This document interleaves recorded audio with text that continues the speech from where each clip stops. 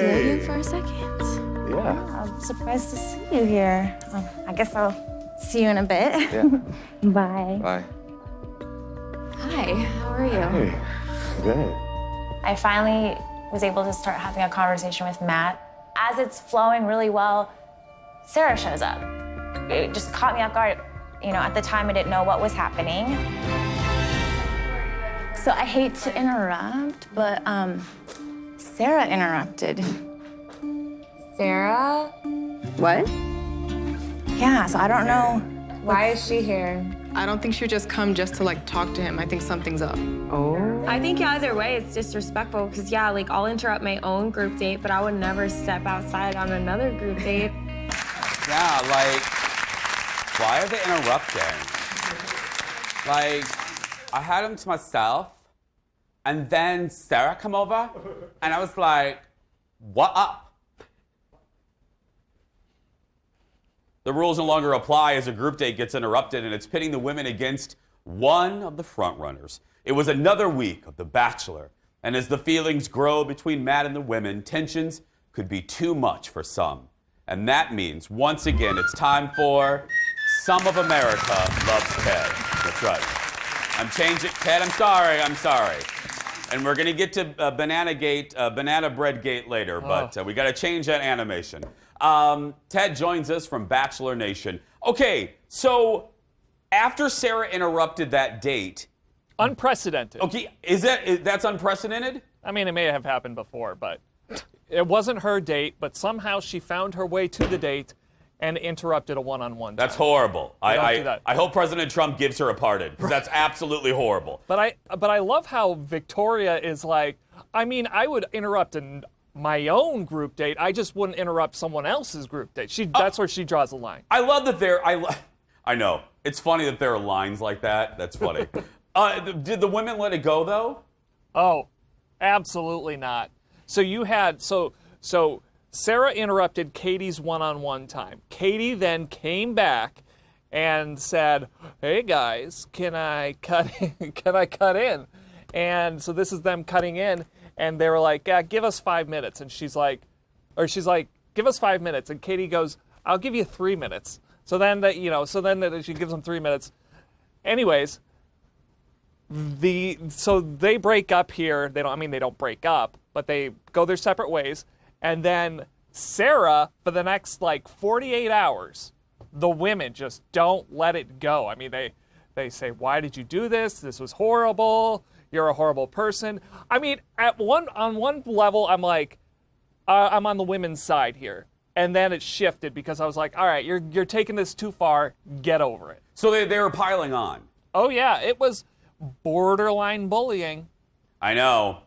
Okay, so did she, at the end of the episode, what did she do? Did she just, She decided to go home. Seriously? That's what they're saying. I'm a skeptic. I think they just took her to another part of... She wasn't getting along with the women. The isolation was killing her. So I think they took her to another side of the resort, and she's going to come back in a few weeks. What happened on the group date? So this is Jeff's nightmare. So they were doing a poetry slam of romance novels. Basically, it was inspired by Chris Harrison. He's apparently written a romance novel himself. Who knew? So they get up, they write down their fantasies with Matt. Take a look. Matt picked up Katie, eager to kiss her. She could feel his while she with excitement. Before he set her down, he teasing her. All the way to his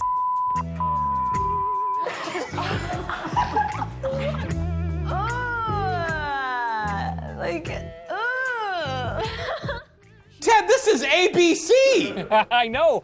I don't know how they put this stuff on TV. And that is the only clip we can show on our show, but there was 5 more minutes of it last night.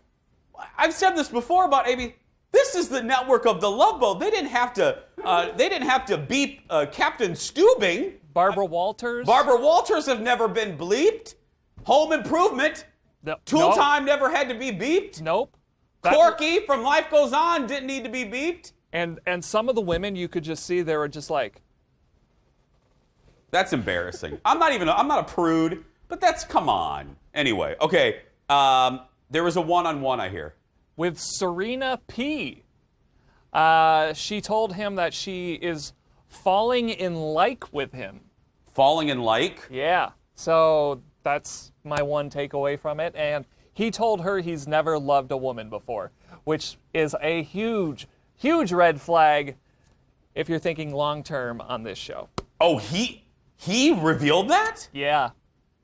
Oh. It doesn't bode well. Kendall is saying that we already kind of knew that. Well, Kendall's... That's what people say. yeah. I must have missed it. Yeah. Kendall, I guess, Ted, she's flipping through the internets.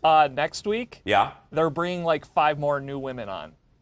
Wait a Never minute. done before. They're bringing new women in. They're cycling them in. Yeah, they're just, here you go. Are they getting rid? Are they getting rid of like 5 to replace? That's what I mean by cycling in. Are they getting rid of 5 to bring 5 more in? Or all of them are saying? I think they're just bringing them in. Victoria, have at 'em. Wow. And she's still there. Victoria's still there? Yep. Okay.